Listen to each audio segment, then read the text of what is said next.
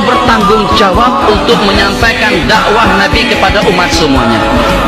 Kalau kita di pesantren, kita di pondok, kita di pengajian, setakat di masjid saja. Berapa sih di masjid kalau dibandingkan dengan sejumlah sekian yang bergelempangan dengan bas yang berkeliaran di sana sini? Itu tugas siapa? Siapa yang berdakwah ke diskotik, ke pusat-pusat hiburan? Orang tablik bukan tuan guru. Siapa yang berdakwah ke kelab-kelab malam? Orang tablik bukan tuan guru. Siapa yang berdakwah ke sana dan kemari tanpa dibayarkan tiketnya, tanpa jaminan makan dan minum dan hotelnya? Orang tablik yang pergi ke sana dan kemari. Maka kira-kira dengan kita cegat, kita tahan, kita halang gerakan usaha positif yang seperti itu. Kalau pada tudingan kita sebagai ulama, kita sebagai kiai, kita sebagai santri, kita sebagai pelajar dan penuntut tidak berkesempatan untuk mengajak orang ke masjid, kita berikan laluan seluas-luasnya kepada mereka. Sebab yang macam mana pun yang berkeliaran di sana sini saudara-saudara kita juga. Bayangkan, ternyata dengan usaha dakwah yang sedikit dan yang kerdil itu tidak lebih daripada mendakwahkan sembahyang berjamaah, berpakaian secara sunnah, makan secara sunnah, tidur secara sunnah, salat tahajud ditingkatkan, doa dan munajat tiap malam. Itu dia. Kita akan merasa kerdil dengan upaya kita pada tudingan mereka sudah berjaya untuk mengislamkan, untuk memantapkan keislaman orang Islam. Mereka datang rombongan daripada jamaah tabligh dengan bayar biasa saja. Tujuannya tidak lebih daripada untuk memantapkan keimanan. Tujuannya tidak lebih daripada untuk menyadarkan umat. Bahasanya sama, tujuannya pun juga sama. Tercuit kembali hati mereka karena iman itu memang sudah bertamak di dalam dada mereka. Hanya saja tertutup berkarat dengan maksiat. Padahal itu diingatkan. Mungkin yang pernah saya ceritakan dahulu, saat ketika dengan seorang guru, masjidnya sudah jadi kosong, sudah tak ada orang yang pergi berjamaah. Mana pemuda-pemuda kita?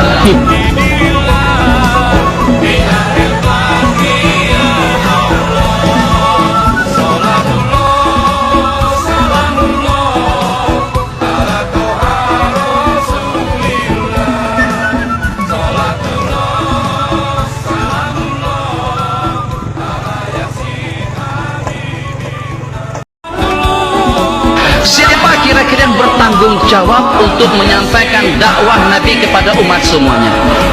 Kalau kita di pesantren, kita di pondok, kita di pengajian, setakat di masjid saja. Berapa sih di masjid kalau dibandingkan dengan sejumlah sekian yang bergelempangan dengan bas yang berkeliaran di sana sini?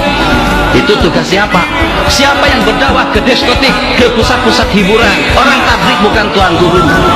Siapa yang berdakwah ke kelab-kelab malam? Orang tablik bukan tuan guru.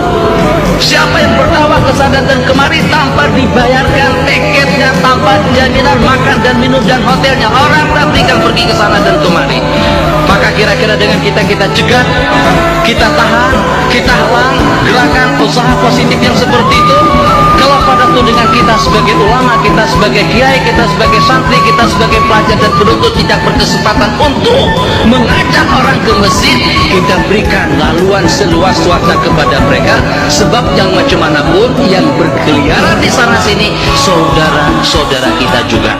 Bayangkan, ternyata dengan usaha dakwah yang sedikit dan yang kerdil itu tidak lebih daripada mendakwahkan sembahyang berjamaah, berpakaian secara sunnah, makan secara sunnah, tidur secara sunnah, salat tahajud ditingkatkan, doa dan munajat tiap malam. Itu dia. Kita akan merasa kerdil dengan upaya kita pada tudingan mereka sudah berjaya untuk mengislamkan, untuk memantapkan keislaman orang Islam. Mereka datang rombongan daripada jamaah tabligh dengan bayar biasa saja. Tujuannya tidak lebih daripada untuk memantapkan keimanan. Tujuannya tidak lebih daripada untuk menyadarkan umat. Bahasanya sama, tujuannya pun juga sama. Tercuit kembali hati mereka karena iman itu memang sudah bertamak di dalam dada mereka. Hanya saja tertutup berkarat dengan maksiat. Padahal itu diingatkan. Mungkin yang pernah saya ceritakan dahulu, saat ketika dengan seorang guru, masjidnya sudah jadi kosong, sudah tak ada orang yang pergi berjamaah. Mana pemuda-pemuda kita?